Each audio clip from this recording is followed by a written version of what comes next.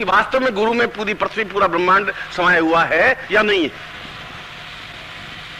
और वे कुछ ही दूरी पर गुरु बैठे हुए थे, उनके गुरु के चारों ओर परिक्रमा की और परिक्रमा करके आकर के उस जगह जाके बैठ गए सबसे पहले। अब लोग तो बेचारे उड़ रहे थे, भाग रहे थे, दौड़ रहे थे, उन्होंने बस उसकी परिक्रमा करके आकर के बैठ गए। अब जहां जहां भी वो गरुड़ जा रहा है वरुण विष्णु का, उन्होंने देखा चूहे के आगे आगे पैर दिखाई दे रहे हैं। क्या समान है, ऐसा चूहा इतना सारा कैसे दौड़ के चला गया? और गरुड़ को तेज दौड़ाए।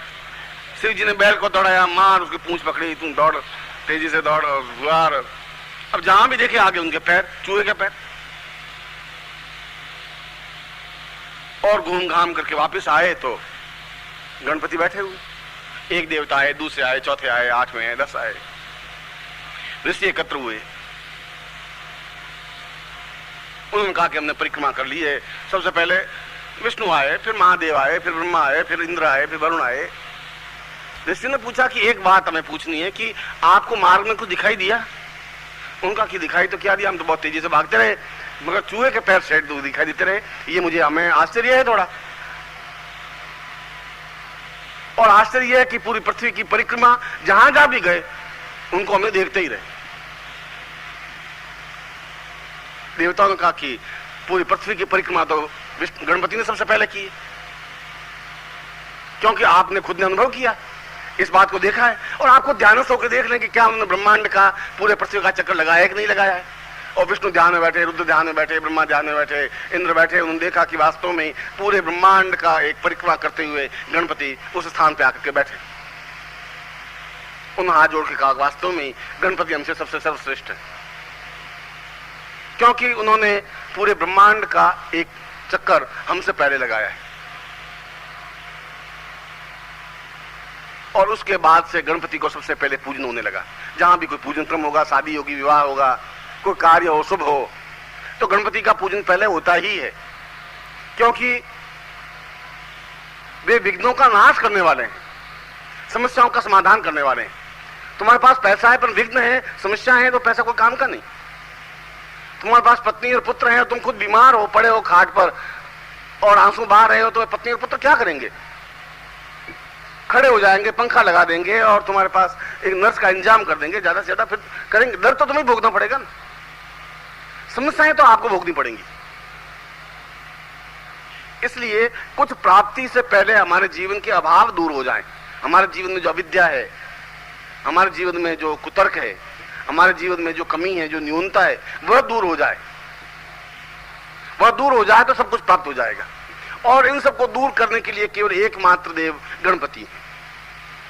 इसलिए गणपति की साधना देवताओं ने भी सर्वश्रेष्ठ कही है। और आज जब मैंने प्रवचन का प्रारंभ किया तो मैंने कहा कि ये जीवन में आपको 2-3 चीजों की आवश्यकता है, बहुत लंबी चौड़ी आवश्यकता है ही नहीं।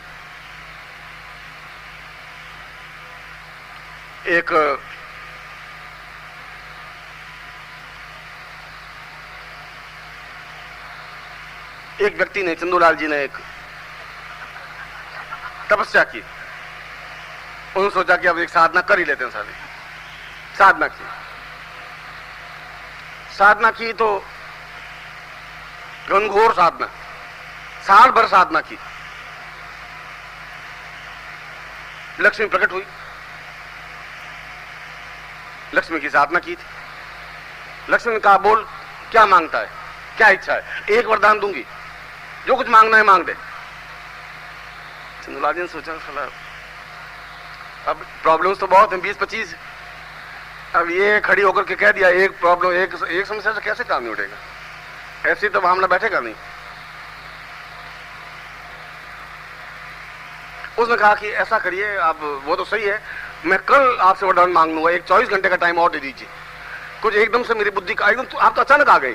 पहले आती हैं, घुंघरू बजाती, ठुन ठुन करती हैं, कुछ मालूम पड़ता है कि अब आ रही हैं, झुनझुनाहट हो रही है, तो कुछ एकदम से मैं थोड़ा सतर्क सजग होता, आप तो खड़ा के आके खड़ी हो गई।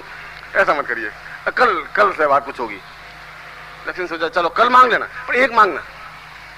तो अच्छा, उन्होंने सोचा कि पहले तो भूखे मर रहे हैं, सारे खाने की रोटियां नहीं है, तो पैसा मांग लें, 20-25 लाख 50 लाख रुपए मांग लेते। घर गए तो पत्नी मिली। उसने कहा कि मैं जिंदगी में मतलब तुमसे सलाह लिए बिना कोई काम करता नहीं हूँ, और आज अब क्या है कि मैंने तपस्या साधना कर ली थी चुपचाप, लक्ष्मी आ गई। ये लक्ष्मी कौन है? पड़ोस में रहती है। ये कहाँ से आई? ये नाम तो सुना ही नहीं। उन्होंने कहा वो तुम ऐसे तुम डाउट मत कर, ये जगदम्बा लक्ष्मी वो है। उसने कहा कि एक वरदान मांग ले। वरदान क्या? शादी किए हुए 18 साल हो गए, लड़का एक ही हुआ नहीं। जैसे तुम थे ठूंठ की तरह, मैं भी ठूंठ की तरह रहेगी। एक लड़का मांग लेते। लड़का मांगे कि वो 5 लाख रुपए मांगे। अब बातें दो, प्रॉब्लम दो। अब उसने कहा एक। उसने कहा लड़के का क्या करना है? उसने कहा दिमाग खराब हो गया, मरने के बाद अग्नि कौन देगा? जो लड़का ही नहीं है जिंदगी में तो दूर बेकार है। तुम्हारे साथ शादी करने मेरे बेकार हो गया। कहीं और जगह शादी करता तब 10-12 बच्चे होते मेरे। उनका अच्छी तुम अल्लाह मत कर, शांति। अब 12 घंटे बीतने दे आराम से। अब साधना की हुई है, मेरे दिमाग इसमें तपा हुआ है। उसने सोचा कि माँ घर में बैठी हुई है, माँ से पूछ लें, वो अनुभवी है, 70 साल की है। माँ के पास गया। उसने कहा कि माँ ऐसा है कि मैं साधना की थी, लक्ष्मी प्रकट हो गई। तो उसने एक चीज मांगने के लिए कहा कि कोई वरदान मांग ले, मैं दे दूंगी। उसने कहा बेटा मेरी आंखें नहीं है, अंधी हूं मैं, और आंखों के बिना कुछ भी नहीं है, ठोकरें खाती रहती हैं। तेरी पत्नी तो कुछ सेवा करती नहीं ज्यादा। अब मेरे कितनी प्रॉब्लम होती है, बाहर जाती हूँ, जंगल में जाना होता है, अंदर जाना होता है, तो कपड़े पहनने होते हैं, तो तू मेरे लिए आंखें मांग ले, तू सपूत बेटा है। निकालो ये साड़ी है, साड़ी बेटा मांगे, अब इसके आंखें मांगे हैं। जितने कर्जदार आ गया, उसने कहा भाई चंद्रलाल क्या हुआ, वो सारा पैसा देना है कि नहीं देना है, क्या हुआ? 8-10 घंटे और ठहर जाए। अब वो सब कुछ, अब वो बैठे बैठे सोचने लगा, ये सारा लक्ष्मी को मांग करके तो बहुत गड़बड़ हो गया, इससे अच्छा पहले ही ठीक थी।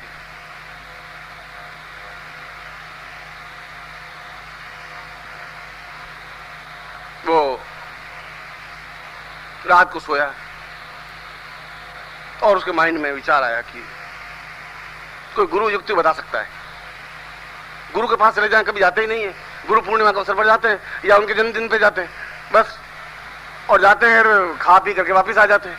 आज जाते हैं, आज मुसीबत आ गई थोड़ी, तो पूछ लेते हैं उनको। ये साधना भी उन्होंने बताई थी, या तो उनको बतानी नहीं चाहिए थी। हमें क्या मालूम था लक्ष्मी आएगी आएगी, हम तो साधना कर रहे थे। हमें क्या मालूम था कि आ ही जाएगी, खड़ी हो ही जाएगी, और खड़ी हो जाएगी। बस एक वरदान मांग कर खड़ी होगी। ये कि गुरुजी कोई ऐसी लक्ष्मी देते 15-20 वरदान मांग लेते हैं, हमारे को 1-2 प्रॉब्लम थोड़ी है। उनका गुरुदेव आपने बहुत गड़बड़ कर दिया।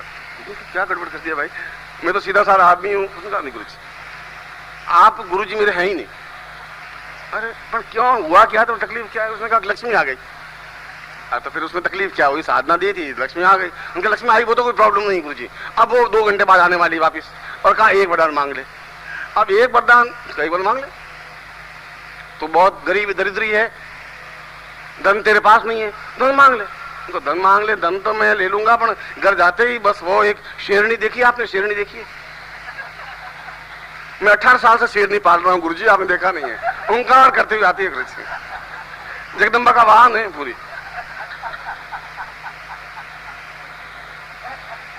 उनका मैं भी भुगत रहा हूं भैया, इसमें तो कोई नई बात नहीं है।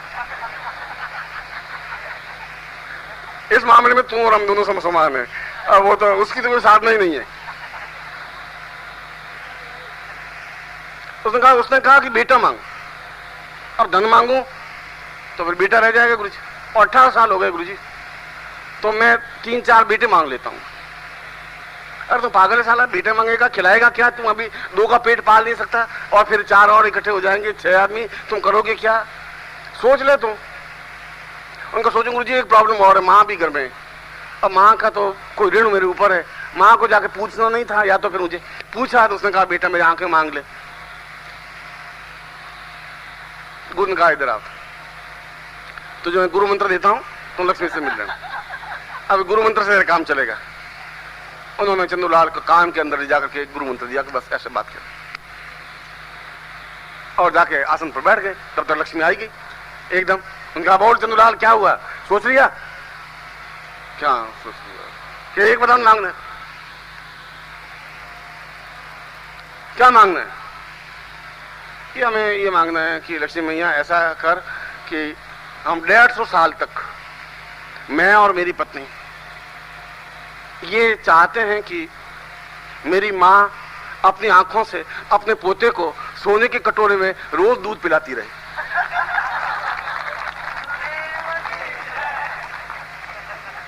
हम 150 साल तक पति पत्नी दोनों ये चाहते हैं कि मेरी माँ अपनी आंखों से अपने पोते को सोने के कटोरे में। उन्होंने कहा लक्ष्मी ने कहा तो ये कर क्या रहा है? उनका मैं 20 अप्रैल को गया था गुरुजी के पास, ये साधना वहां से सीख के आया, तुम भी क्या याद करेगी? तुम तो उसने कहा मिले तो बहुत मुझे, चंदूलाल तेरे जैसे नहीं मिले। अब मैं आपको बैठा बैठा मैं प्रवचन करने सोच रहा कि मैं प्रवचन गणपति का इसको समझाऊं। अब इनकी प्रॉब्लम्स तो सैकड़ों हैं, अब इनकी एक प्रॉब्लम तो है नहीं, चंदूलाल वाली प्रॉब्लम है। किसी के पास धन नहीं है, फिर कोई यश नहीं है, किसी के पास गाड़ी चाहिए, फिर बंगला चाहिए, किसी के पास कैश चाहिए, और किसी के पास तबीयत ठीक होनी चाहिए। कुछ कोई ऐसी साधना हो जिसके माध्यम से सारे कार्य एकदम से सॉल्व हो जाए, सफल हो जाए। इस श्लोक में जो गणपति उपनिषद के मैंने श्लोक दिया है, उस श्लोक में ऐसी ही बात है। क्योंकि श्लोक में कहा है कि रुद्र और लक्ष्मी और गणपति तीनों एक ही शब्द के पर्याय हैं। हमने अलग अलग देखा है, हमने अलग अलग रूप में देखा है, हमने देवता अलग अलग बांट लिए। कोई लड़ाई करनी हो तो बजरंग बली, जय हनुमान, ज्ञान गुण सागर, जय कपीस लोग जाकर, बस कोई ताकत का काम हो तो बजरंग बली। मां लक्ष्मी की जरूरत ही नहीं, हम लक्ष्मी को याद करते ही नहीं। और जब लक्ष्मी की कोई साधना पैसे वैसे चाहिए तो बजरंग बली बैठ गए एक तरफ, बस हे लक्ष्मी मैया, जय जय लक्ष्मी मैया, तुमको निश्चिंत दावा, जय मैया लक्ष्मी मैया, लक्ष्मी मैया। हमने, हमारे पास देवताओं की कमी है ही नहीं, 33 करोड़ देवता है।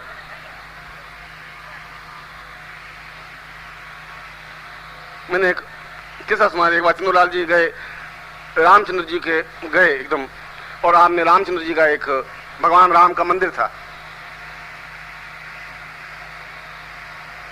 अंदर दर्शन करने चले गए। भगवान राम खड़े, लक्ष्मण खड़े, सीता खड़ी, धनुष बाण लिए हुए।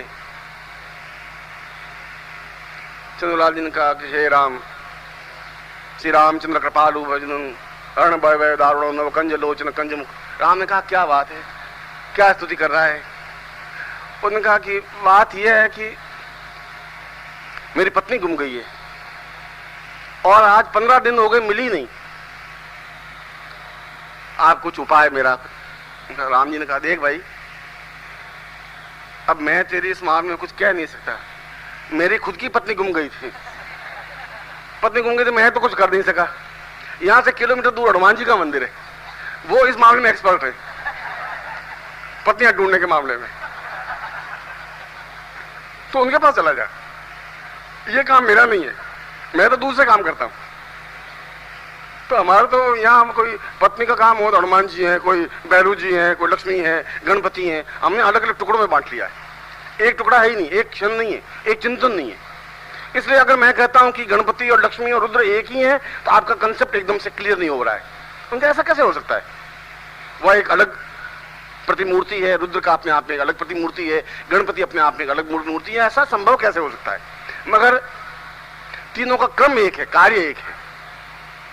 रुद्र का मतलब है कि हम रोग मुक्त हों, महामृत्युंजय, हमारे यहां रोग नहीं रहे, जीवन में अभाव नहीं रहे, कष्ट नहीं रहे, पीड़ा नहीं रहे, समस्या नहीं रहे, बाधाएं नहीं रहे, उनके लिए रुद्र की साधना ही सर्वश्रेष्ठ मानी गई। हम अपनी मृत्यु पर विजय प्राप्त कर सके, हम भी नहीं, हमारे पुत्र भी, पत्नी भी, बंधु बांधव, घर में अकाल मृत्यु नहीं हो, कष्ट नहीं हो, पीड़ा नहीं हो, हम जो भुगत रहे हैं भुगते नहीं। और इसके साथ ही घर में दरिद्रता भी नहीं रहे, धन रहे, ऐश्वर्य रहे, ये सब कुछ हो और वह भी हो, संपन्नता हो, प्रभुता हो, श्रेष्ठता हो, धन, यश, मान, पद, प्रतिष्ठा, ये सब कुछ हो। और इसके साथ ही साथ समस्त आने वाली विघ्नों का नाश होता रहे, आने वाली बाधाएं पहले से ही दूर हो जाएं, हमारे जीवन में कोई समस्याएं आवे ही नहीं, कष्ट नहीं आए, और हम एकदम पूर्णता के साथ में जीवन में सफलता प्राप्त कर सके। ऐसा ही एक प्रयोग केवल गणेश चतुर्थी को ही संपन्न हो सकता है और साल में हो ही नहीं सकता। यह प्रयोग जो मैं आपको बताने जा रहा हूं, ऐसा प्रयोग केवल गणेश चतुर्थी को ही संपन्न होता है। इसलिए शास्त्रों में गणेश चतुर्थी को अपने आप में बहुत महत्व है और संयोग है कि आज हम गणेश चतुर्थी भी है और गुरु सामने है और ऐसा प्रयोग आपके सामने। यह अलग बात है कि इसके बावजूद भी हमारा बुद्धि, हमारा तर्क इस बात को स्वीकार नहीं करे। मगर मैंने कल कहा कि आप एक बार आजमा के देखें, आप करें एक बार। ऐसा हो ही नहीं सकता कि आप बिल्कुल शुद्ध भाव से करें और सफलता नहीं मिल पाए। गणपति तो अपने आप में, मैंने एक सन्यासी जीवन में एक सन्यासी मिले थे मुझे, अत्यंत ही उच्च कोटि के, आज भी वे जीवित हैं, और उनमें बड़ी विशेषता यह थी कि वो बैठे रहते थे और एक छोटी सी लाल कपड़े की झोली थी उनकी, बगल में लटकी रहती थी, मुश्किल से 6 उंगल लंबी 6 उंगल चौड़ी ऐसी सी, और आप उनको जो भी मांगे वो उनमें से निकाल के, रुपए मांगे रुपए, लड्डू मांगे तो लड्डू निकाल के देते, और कोई चीज मांगे तो और चीज उस झोली में से निकाल के देते ही रहते थे। मैं उनके साथ करीब 7-8 महीने रहा और उन्होंने कहा कि यह एक गणपति की साधना का परिणाम है। उन्होंने अपनी आंख में एक छोटे से पार्थ गणपति को स्थापन कर रखा था, आंख में पुतली के अंदर, और वो बाहर निकालते, उनकी पूजा करते, वापस वहां स्थापन कर लेते। ये अपनी आंखों से देखी हुई घटना है। इसका मतलब है कि गणपति साधना अपने आप में समस्त जीवन में पूर्णता देने वाली है, मगर साथ ही साथ पार्थ गणपति की पूजा तो अपने आप में अद्वितीय है। यदि आप आज गणपति के दिन, गणेश चतुर्थी के दिन दर्शन करना चाहें तो अत्यंत श्रेष्ठ 15 किलो, 1-2 किलो नहीं, 1-2 तोला भी नहीं, क्योंकि पार्थ को अपने आप में ठोस बनाना तो बहुत कठिन है। 15 किलो वजन के पार्थ के गणपति आपको स्टॉल पर देखने को, दर्शन करने को मिल जाएंगे, जिनका दर्शन करना ही जीवन का एक पुण्यदायक क्षेत्र है। एक प्रसंग बस बात कर रहा हूं। अगर ऐसा गणपति, ऐसे गणपति घर में स्थापित हो तो वह तो आने वाली पीढ़ियों के लिए एक पुण्यदायक कार्य होता है, एक दर्शनीय चीज होती है। पूरे शहर के लिए एक वस्तु होती है कि कोई वस्तु है किसी के पास, कोई गणपति है। कल मैंने प्रधानमंत्री का उदाहरण दिया था, वो अपने खुद गणपति के बहुत अच्छे साधक हैं, पार्थ गणपति के। दक्षिण में गणपति की बहुत अधिक प्रचलन है। बंबई में गणपति ही पूजन होता है, वहां गणपति का सबसे अच्छा, महाराष्ट्र पूरे में जितना गणपति का पूजन क्रम चिंतन होता है उतना भारतवर्ष में कहीं होता ही नहीं। और फिर उस श्लोक के अनुसार आज का दिन उस गणपति की साधना का दिन है, लक्ष्मी को स्थापित करने का दिन है, लक्ष्मी को प्राप्त करने का दिन है, अपने सामने प्रत्यक्ष करने का दिन है। अपने जीवन में लक्ष्मी अनुकूल बनी रह सके, अभाव रहे ही नहीं, जो चीज चाहे वह प्राप्त हो। और फिर पार्थ रुद्र हमारे सामने हो, भगवान शिवलिंग हो हमारे सामने, क्योंकि इन तीनों का अपने आप में पूर्ण संबंध है। इन तीनों को अलग करके, एक मेरे हाथ को पूजन करने से गुरु की पूजन नहीं हो सकता, खाली में ललाट के पूजन करने से भी गुरु का पूजन नहीं हो सकता। गुरु तो पूरा शरीर है, किसी अंग विशेष का पूजन करने से उसका पूरा पूजन नहीं हो सकता। इसलिए इन तीनों के, पार्थ रुद्र या पार्थ शिवलिंग को स्थापन कर और सामने जो मैं आपको मंत्र दूं, उस मंत्र की साधना आप संपन्न करें, क्योंकि वह मंत्र अपने आप में गणेश उपनिषद से प्राप्त है, अपने आप में अद्वितीय है। उन सन्यासी से, जिस सन्यासी की मैं बात कही कि आंख में गणपति का छोटी सी मूर्ति रखते थे, उन्होंने जो मुझे मंत्र बताया था, मैं आज अपने प्रसंग में उसी गणपति के मंत्र की चर्चा कर रहा हूं। मुझे आज प्रवचन तो किसी और विषय पर देना था, पर गणपति और गणेश चतुर्थी मिली। और मेरे जीवन का ये भी एक आवश्यक तत्व है कि मैं अपने शिष्यों के जीवन के अभाव और परेशानियां और बाधाओं को दूर कर सकूं। जब उनकी बाधाएं दूर हो पाएंगी तो साधना कर सकेंगे, और साधना कर सकेंगे तो उनमें श्रद्धा भाव पैदा हो सकेगा। आप में शुरू में मैंने प्रवचन में पहले ही कहा कि श्रद्धा भाव जागृत में बहुत कठिन साधना है ही नहीं, कोई साधना कठिन नहीं होती। साधना इतनी आसान है कि आप सफलता पाएंगे ही यदि आप में और गुरु के बीच में पूर्ण विश्वास और श्रद्धा है। मंत्र के प्रति श्रद्धा होनी चाहिए। मंत्रे तीर्थे द्विजे देवे देवज्ञे भेषजे गुरु यादृशी भावना यस्य तादृशी फलितम मया। जिसकी जैसी भावना होती है उसको फल वैसा ही मिलता है। हम जब हरिद्वार जाते हैं तो बहुत पवित्र होकर गणेश उस गंगा में डुबकी लगाते हैं, और जो हरिद्वार में रहते हैं महीने भर तक स्नान करते ही नहीं हरिद्वार गंगा में जाकर, वो नल के नीचे स्नान करते हैं। ये तो भावना है। आपकी भावना कितनी श्रद्धा है उस पर डिपेंड है, उस मंत्र के प्रति, उस देवता के प्रति, उस गुरु के प्रति। मगर जो मैं मंत्र आपको देने जा रहा हूं, जो मैं साधना देने जा रहा हूं, वह इतनी आसान साधना नहीं है। वो अपने आप में अद्वितीय साधना है। उस सन्यासी की दी हुई साधना है जो सन्यासी ने सिद्ध की थी, और उस सन्यासी के देने के बाद मैंने खुद उस साधना को संपन्न करके देखा है, अनुभव किया है कि वह साधना अपने आप में गणपति की साधना होते हुए भी रुद्र की साधना भी है, लक्ष्मी की साधना भी है, गणपति की साधना तो है ही, एक अद्वितीय साधना है। मैंने उनको कहा भी कि गणपति की साधना में ये पार्थ रुद्र या पार्थ शिवलिंग का क्या महत्व है। उनका गणपति का तात्पर्य है कि हम समूह के अधिपति बने, श्रेष्ठ बने। आयु हो ही नहीं, आप श्रेष्ठ क्या बनेंगे। आप चाहते हैं कि मैं संबंध बनूं, पर संबंध तो तब होंगे जब आपकी आयु होगी। जब आपकी आयु होगी नहीं, आप जर्जर होंगे, आप बीमार होंगे, असक्त होंगे, खाट से उठ नहीं पाएंगे, 4 घंटे पालती मार के बैठ नहीं पाएंगे, आप मंत्र उच्चारण कर नहीं पाएंगे, आप आवाज करते रहेंगे, तो वह गणपति, वह धन, वह संपत्ति, वह ऐश्वर्य कैसे प्राप्त हो सकेगा, क्या लाभ हो पाएगा। सबसे पहला बेस तो जीवन है, लंबा जीवन हमारा, पत्नी का, पुत्र का, परिवार का, संबंध का, और उसके बाद जीवन में संपन्नता हो, ऐश्वर्य हो, भोग हो, सुख हो, सुविधाएं हो, और उसके साथ ही समस्त विघ्न तो पड़ोसियों के आ सकते हैं, गवर्नमेंट की प्रॉब्लम आ सकती है, डिफिकल्टीज आ सकती है, लड़ाई झगड़े हो सकते हैं, मारपीट हो सकती है, 100 तरह के प्रॉब्लम है। यदि आपने अनुभव किया होगा तो अवसर की प्रॉब्लम है, नौकरी की प्रॉब्लम है, व्यापार की प्रॉब्लम है, ग्राहक नहीं आने की प्रॉब्लम है, माल नहीं खपने की प्रॉब्लम है, नहीं बिकने का प्रॉब्लम है। प्रॉब्लम की कोई कमी है ही नहीं। उन सभी समस्याओं का निपटारा, निर्णय गणपति की साधना के माध्यम से ही हो सकता है। इसलिए इस साधना को आज ही आपको संपन्न करना है। यह साधना केवल आज के दिन की ही साधना है। यद्यपि समर्पण समारोह में कुछ और प्रयोग मुझे आपको करवाने थे, और मेरा विचार यही था कि मैं केवल 2 बार आपके सामने आऊं, सुबह प्रवचन करूं और फिर रात्रि को ही प्रवचन करूं। पर प्रवचन करने से कुछ नहीं हो पाएगा। मैं चाहता हूं कि जो अद्वितीय साधना ज्ञान अगर मुझे मिला है, और यदि ऐसा दिन है तो आप ऐसा कुछ कर सकें। ये आवश्यक है कि आपको 2 घंटे 2.5 घंटे बैठना पड़ेगा। ये आवश्यक है कि आपको एकाग्रता लानी पड़ेगी। हो सकता है कि तन्मयता आनी पड़ेगी, मगर ये दिन आपको वापस 365 दिन के बाद घेर करके आएगा।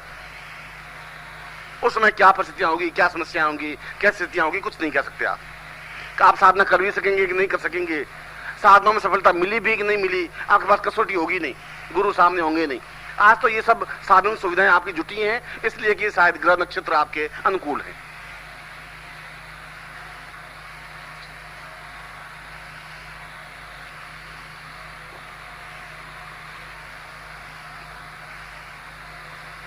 मैं इस प्रयोग को और मंत्र को आपके सामने बता देता हूं, आप उसको नोट कर लें और बीच में बोले नहीं, एक बार अपने दोनों कान खुले रख करके सुने। उसके बाद कोशिश करेंगे ये कि किसी कागज पर या किसी पर मंत्र लिख करके फिर टांग देंगे, जिससे कि आप शुद्ध मंत्र लिख सके और इसका प्रयोग कर सके। यह प्रयोग अपने आप में महालक्ष्मी रुद्र गणेश प्रयोग कहलाता है। साधना ग्रंथों में इसको महालक्ष्मी रुद्र गणेश प्रयोग कहा गया है।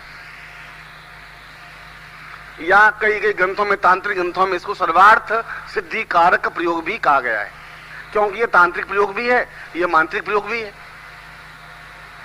इसलिए इसको सर्वार्थ सिद्धि, सब तरह के सिद्धियां प्राप्त हो, सब तरह की इच्छाएं पूरी हो, सर्वार्थ सिद्धि प्रयोग भी इसको कहा गया है।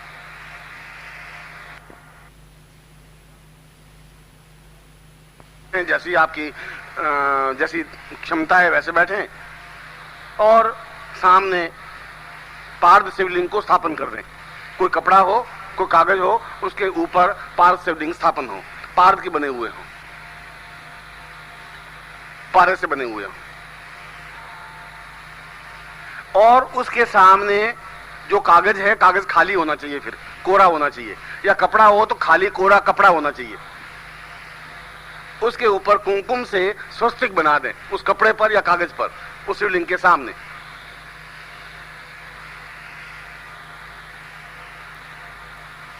स्वस्तिक का चिन्ह आपको बनाना आता ही है, ये आप समझ लेंगे। और स्वस्तिक के ऊपर चावल की एक ढेरी बना दें, थोड़े चावल रख दें।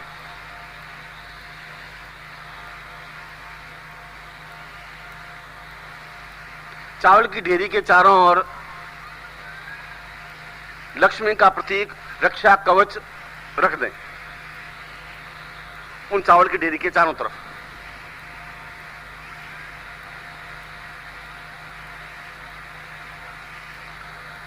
और फिर आपके पास विद्युत माला हो या स्फटिक माला हो या कमलगट्टे की माला हो, जो भी माला हो, उस माला से फिर जो मंत्र बता रहा हूं इसका उच्चारण करें।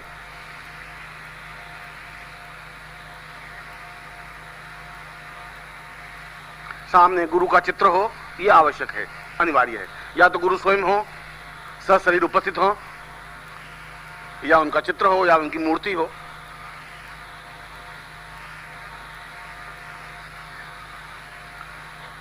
मंत्र लिखता हूं, मंत्र बोल रहा हूं।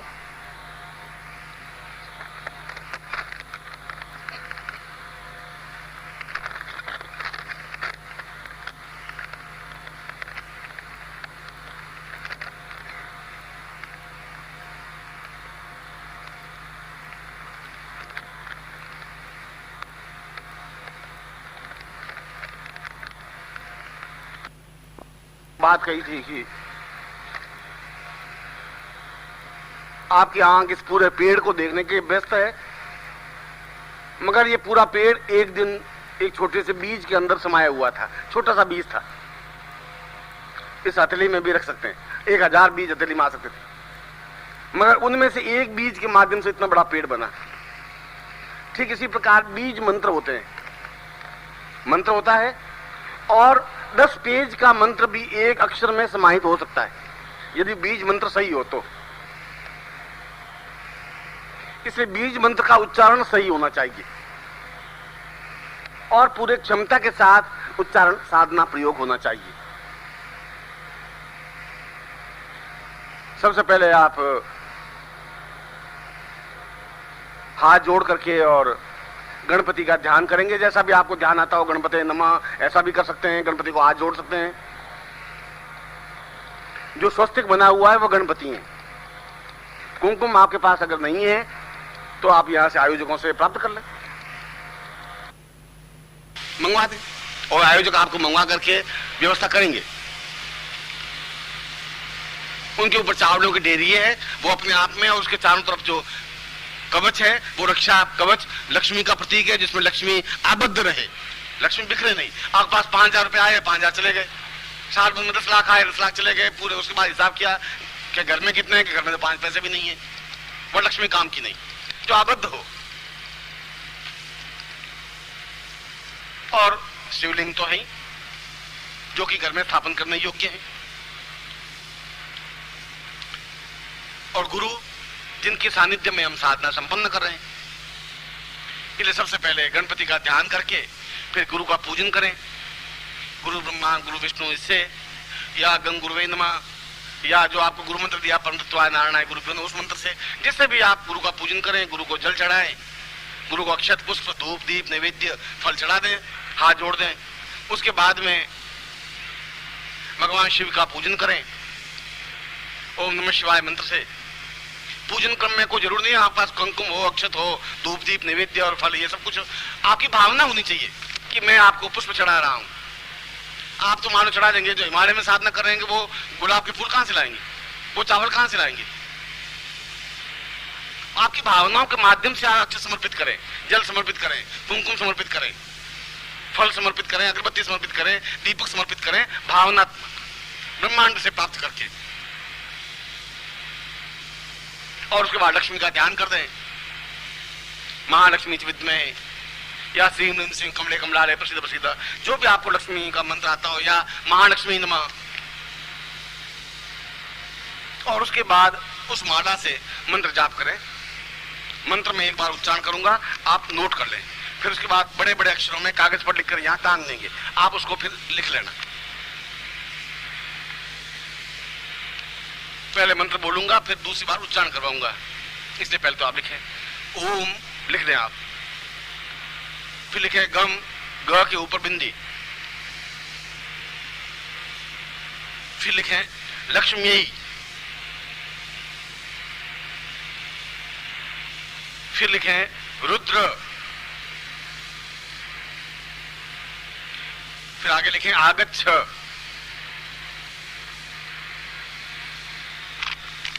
आगच्छ, और फिर लिखें लम, ल के ऊपर बिंदी, फिर लिखें रम, फिर लिखें गम। ये तीनों बीज हैं, लम, रम, गम। फिर लास्ट में लिखें फट।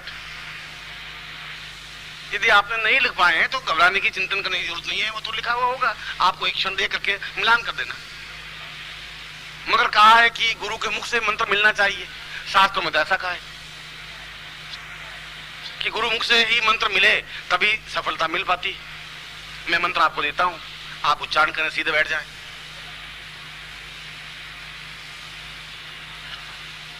बोलिए ओम गम। अब देखिए मैं म बोला है, गंग नहीं बोला है, गंग नहीं बोलना है, गम बोलना है। मतलब मैं उच्चारण को ध्यान रखना आप, क्योंकि इस मंत्र में, ये मंत्र अपने आप में तांत्रोक्त भी है, ये मंत्रोक्त भी है, इसलिए ध्वनि कौन सी होगी वह बहुत ज्यादा महत्वपूर्ण है। इसलिए मैं आपको बीच में समझा भी रहा हूं कि वो गम शब्द है, गंग शब्द नहीं है। वापस बोल रहा हूं, ओम गम लक्ष्मी रुद्र आगच्छ लम रम गम फट। अब प्रश्न है कि कितनी माला मंत्र जाप करें। आपके पास मैंने बता दिया कि ये 3 तरह की मालाओं में से कोई माला हो। स्फटिक माला हो सकती है, विद्युत माला हो सकती है, या कमल गट्टे की माला हो सकती है। रुद्राक्ष की माला नहीं चलेगी, मूंगे की माला नहीं चलेगी, क्यों? वह एक अलग तरह की प्रतीक भाव है।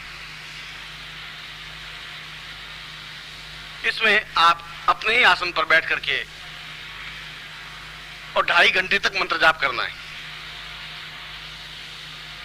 2.5 घंटे में आपकी जितनी मालाएं हो जाएंगी वो अपने आप में पर्याप्त है। मगर मंत्र बिल्कुल शुद्ध उच्चारण करें। बहुत जोरी से, तेजी से, एकदम दौड़ते हुए मंत्र उच्चारण करने से भी कुछ नहीं होगा। आपका आधा आधा मंत्र बोलेंगे, आधा छूट जाएगा। और इतना धीरे धीरे भी नहीं करें कि आपकी गाड़ी स्टेशन से आगे चले ही नहीं, एक ही जगह खड़ी रहे, ऐसा भी नहीं हो। जो शुद्धता के साथ, और मंत्र उतना जोर से बोलें जितना केवल आपके कान को सुनाई दे। ऐसा मंत्रों के बारे में कहा गया है। मंत्र स्फुट हो। स्फुट का मतलब है कि इतना धीरे बोलें कि आप और आपके कान सुनाई दे। जोर से चीखने की जरूरत नहीं है। ओम गम ओम लम ओम रम। अरे क्या कर रहे हो? बस मंत्र कर रहे हो, दूसरे कर नहीं सके, पास में मजाक कर रहे हैं, मंत्र जाप कर रहे। ऐसे में देखें, शिष्य तो हमारे अनेक हैं, कमाल के हैं, एक से एक बढ़ करके छाती में मुक्का मार मार के मंत्र बोलते रहे। ऐसे भी मिले शिष्य। ओम गम, मैं पीछे सर गया, मैंने कहा भाई वो गम तो हुआ, मैं अभी बीमार पड़ जाऊंगा, मर जाऊंगा यहाँ, इतने जोर से मुक्का पड़ रहा है कि गुरुजी सॉरी, आप थोड़ा 2 मिनट ठहरिए, आगे बोलता हूँ। हो गया, चीखने चिल्लाने की जरूरत नहीं है।